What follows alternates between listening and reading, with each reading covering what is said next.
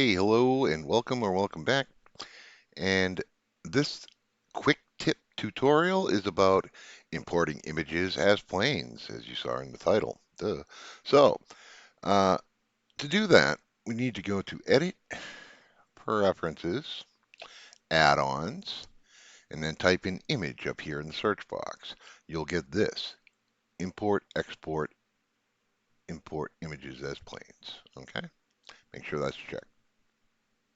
And then all you got to do is Shift A, go down, instead of mesh, go down to image, and then images as planes.